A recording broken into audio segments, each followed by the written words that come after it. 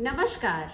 मैं हेना प्रसून बहुत बहुत स्वागत करती हूँ आप सबों का अपने चैनल हेना प्रसून एस्ट्रोलॉजी में। ज्योतिष के इस नए कार्यक्रम में आप सबों का स्वागत करते हुए मुझे बहुत खुशी हो रही है। और आइए जल्दी से जानते हैं इस नए प्रोग्राम में नया क्या है। तो देखिए, आने वाला वर्ष 2023 हम सबों के लिए बहुत शुभ मंगलमय रहे, ऐसी कामना के साथ इस कार्यक्रम की शुरुआत करती हूँ। जी हाँ, ये वीडियो आपके आने वाले नए वर्ष 2023 के बारे में है कि हम सभी 12 राशि और 12 लग्न वाले जातक और जातिकाओं के लिए ये आने वाला नया साल कैसा रहेगा। कार्यक्रम को शुरू करूं इसके पहले मैं अपने सभी प्रिय दर्शकों से आग्रह करूंगी कि आप मेरे चैनल को सब्सक्राइब करें और वीडियो को पसंद आने पर अपने फ्रेंड्स और फैमिली में शेयर करें।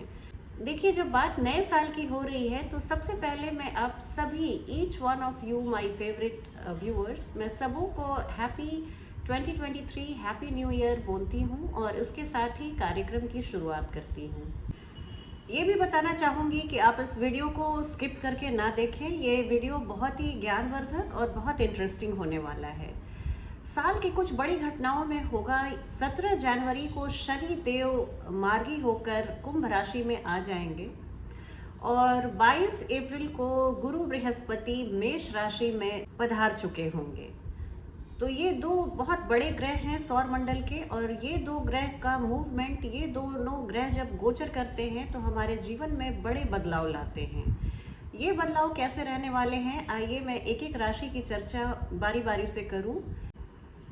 राशियों की चर्चा क्रम में अब बात करूंगी मिथुन राशि और मिथुन लग्न वाले जातक और जातिकाओं की कि आने वाला 2023 का साल कैसा रहेगा, क्या खुशियां, क्या सौगात लेकर आया है। देखिए, सबसे पहली बात मैं आपको बताना चाहूँगी कि मिथुन राशि वाले लोगों के सर से ढैया समाप्त होने वाली है। साल के शुरुआत में ही 17 जनवरी को ही शनि देव मकर राशि से गोचर करके कुंभ राशि में चले जाएंगे और इसके बाद और इसके साथ ही आपके ढैया को भी समाप्त करेंगे। ढैया के चलते पिछले 2.5 सालों से आपको कुछ मानसिक त्रास या स्ट्रेस या मानसिक दबाव को जो आप महसूस कर रहे थे उससे आपको मुक्ति मिलने वाली है। ये सबसे बड़ी बात है, इस वर्ष के सबसे बड़ी खबर है। आपको शनिदेव अष्टम भाव से गोचर करके आपके नवम भाव में चले जाएंगे, ये भी एक बड़ी खबर है। ढैया भी समाप्त हो रही है, ये भी एक बड़ी खबर है। शनिदेव जब आपके भाग्य भाव में जाएंगे तो यहाँ से आपके लिए सर्वांगीण विकास के रास्ते को खोलेंगे। शनिदेव जैसे सब कुछ देते हैं, किसी भी चीज़ को डिनाई नहीं करते, डिले ज़रूर करते हैं। आपके नवम भाव में आकर बहुत ही शुभ फल प्रदान करने वाले हैं शनिदेव। इसके अलावा अप्रैल के महीने में गुरु बृहस्पति आपके दशम भाव में जो चल रहे थे वो एकादश भाव में प्रवेश कर जाएंगे और एकादश भाव में जब गुरु बृहस्पति आएंगे तो आपके लिए बहुत अच्छी स्थितियाँ बनाएंगे। यहाँ से आपके वो तृतीय भाव, पंचम भाव और सप्तम भाव को देखेंगे जो आपके ओवरऑल लाइफ को बहुत सुदृढ़ और सुचारू बनाएगा। 30 अक्टूबर को राहु केतु एक्सिस भी चेंज होगी और राहु आपके दशम भाव और केतु आपके चतुर्थ भाव में आ जाएंगे। कहते हैं कि राहु जिसके 10 में दुनिया उसके वश में, तो दशम के राहु आपको बहुत सारी लाभ की स्थितियां, खुशियों की स्थितियां बनाने वाले हैं। मिथुन राशि वाले जातकों के जीवन में 2023 का साल एक बहुत ही यादगार साल साबित होने वाला है। बहुत अच्छा वर्ष ये बीतेगा आपका। देखिए, तनाव से मुक्ति मिल रही है, स्वास्थ्य की समस्याओं में कमियां आ रही हैं। इसके अलावा आप बहुत सारी, देखिए, आपका आत्मविश्वास बढ़ेगा। आप जिस भी फील्ड में हैं, आप विद्यार्थी हैं, आप हाउसवाइफ हैं, आप बिजनेसमैन हैं, आप बिजनेस वुमेन हैं, आप किसी भी क्षेत्र में काम करते हो या बिलोंग करते हो, आपको वहाँ पर सेल्फ कॉन्फिडेंस आपका बढ़ता हुआ आप पाएंगे। आपको अपने व्यक्तित्व को लेकर आप काफ़ी सहज होंगे। आपको लगेगा कि दुनिया की प्रतियोगिता एक तरफ और मैं जो एक ह्यूमन बीइंग के जैसे इस प्लैनेट पे आया हूँ या आई हूँ, उसकी महत्ता एक तरफ है। रुके हुए काम पूरे होने लगेंगे। मानसिक तनाव में बहुत हद तक कमी आएगी। आपके निर्णय लेने की क्षमता मजबूत होगी। हालांकि आप विशेषज्ञों, अपने से बड़ों या अपने टीचर्स के राय लेके, प्रोफेसर्स की राय लेके आप कोई भी निर्णय लेते हैं तो वो और भी अच्छा रहेगा। इस दौरान लंबी यात्राओं के योग बन रहे हैं। पूरे साल आपका बहुत ही इल्यूमिनेटेड है, बहुत ही रोशनी से भरा हुआ ये साल है। वर्ष की पहली तिमाही जनवरी, फरवरी, मार्च थोड़ी से अप्स एंड डाउन से भरी हुई दिख रही है। आर्थिक मामलों में थोड़ी सतर्कता ज़रूरी है। आप बहुत कैर्लेस होके खर्च मत कीजिएगा। एक चीज़ जो मैं आपको हिदायत देना चाहूँगी कि आप इस दौरान काफ़ी एम्बिशियस होते हुए दिख रहे हैं, महत्वाकांक्षी होते हुए दिख रहे हैं, जो बहुत अच्छी बात है। भाग्य आपके साथ खड़ा होता हुआ दिख रहा है और थोड़े से प्रयासों से आपको ज़्यादा सफलता मिलती हुई भी दिख रही है। आपको जीवन में एक अच्छे समय की शुरुआत होने की भनक लगेगी। बहुत आप इस कालखंड को एंजॉय करते हुए दिख रहे हैं।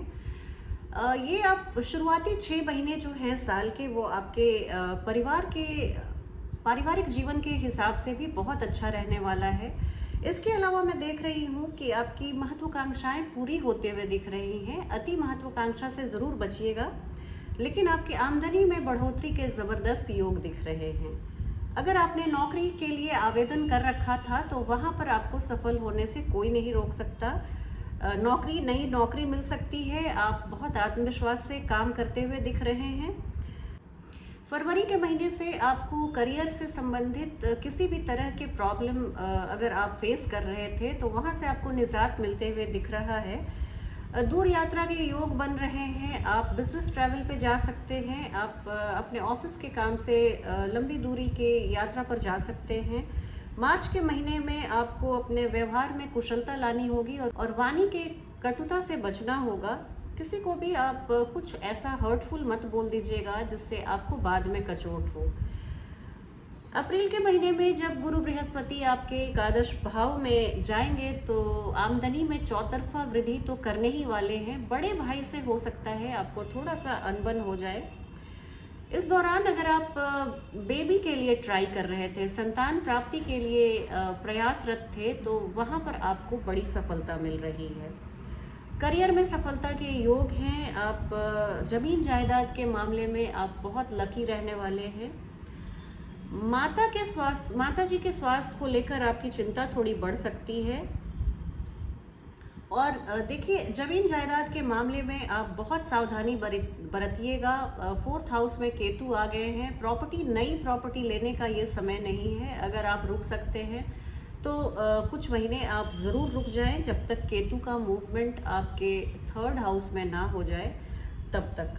और कोर्ट कचहरी के मामले में आपको सफलता मिलेगी ज़रूर। जून का महीना बहुत अच्छा रहेगा। चतुर्मुख विकास आप करते हुए दिख रहे हैं। जुलाई का महीना आपकी आर्थिक स्थिति को बहुत मजबूत करने वाला है। अगस्त के महीने में विरोधी आप पर भारी पड़ेंगे।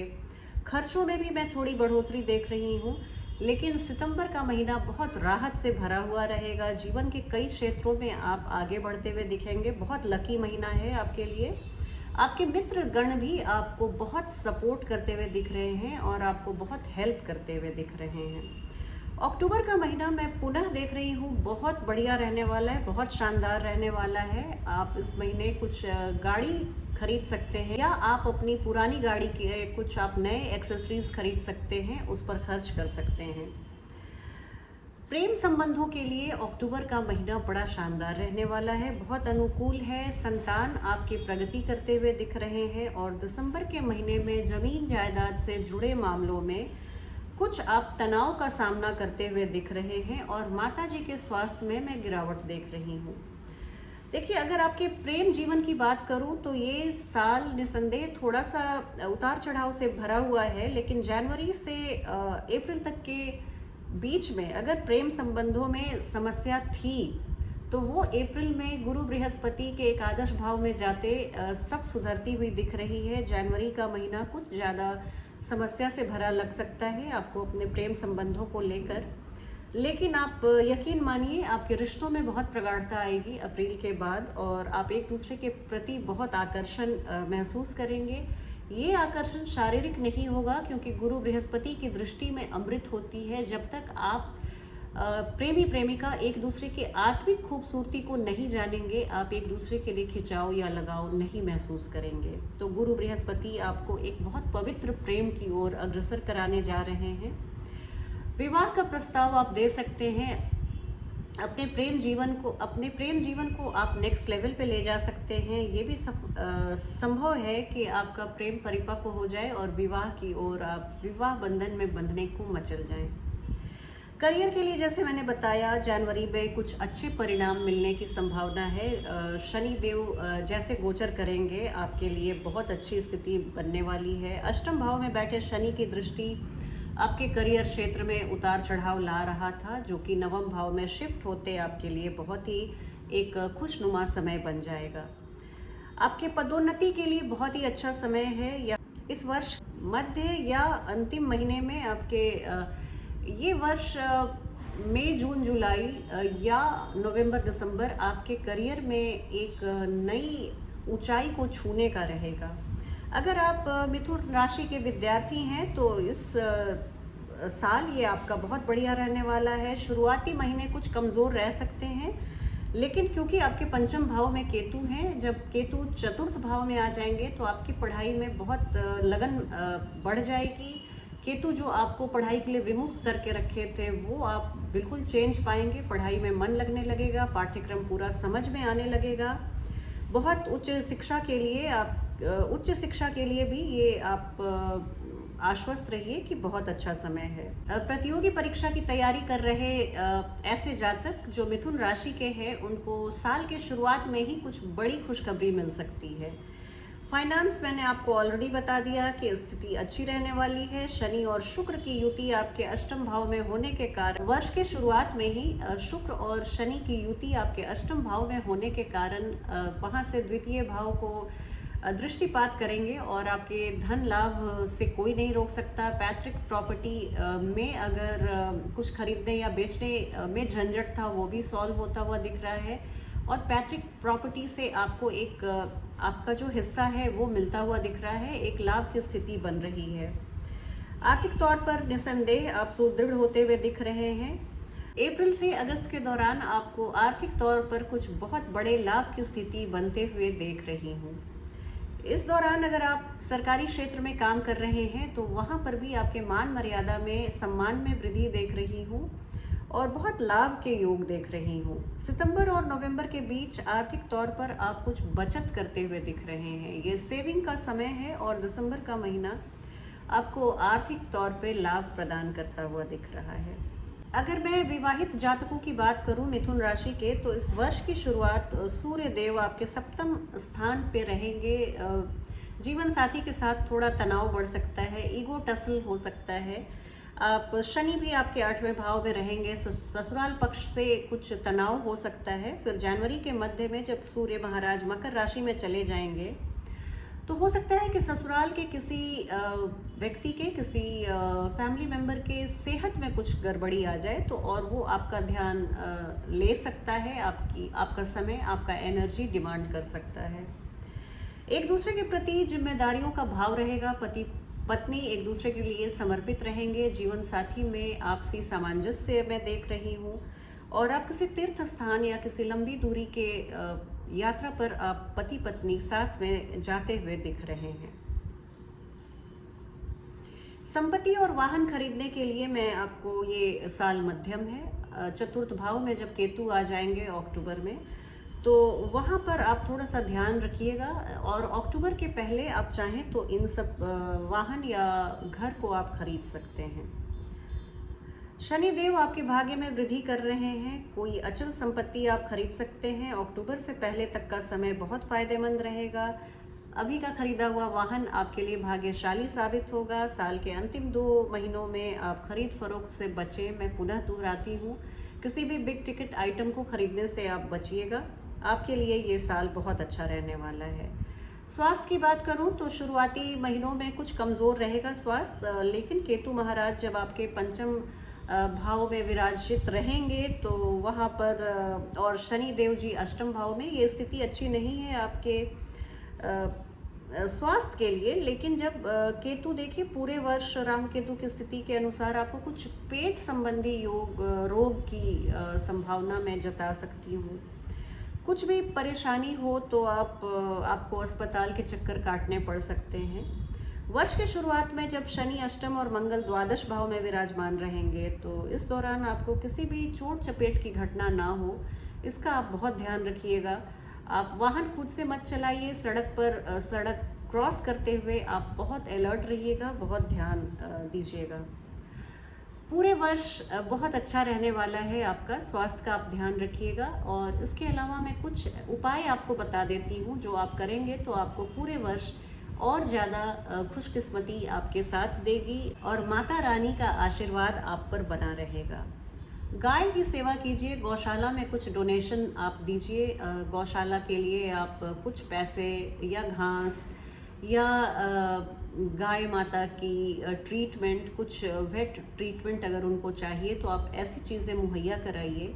इससे आपका पूरा वर्ष बहुत अच्छा बना रहेगा और पूरे वर्ष आपको किसी भी समस्या से जूझना नहीं पड़ेगा। अगर बीमारी बार बार अगर रिकर कर रही है और आप बीमारी से हमेशा के लिए निजात पाना चाहते हैं तो श्री राम रक्षा स्तोत्र का भी पाठ करना आपके लिए श्रेयस्कर रहेगा। चलती हूँ आज की वीडियो में, बस इतना ही। आपसे बहुत जल्दी एक नई वीडियो में भेंट होगी। तब तक आप अपना ध्यान रखें। जय हिंद, जय भारत।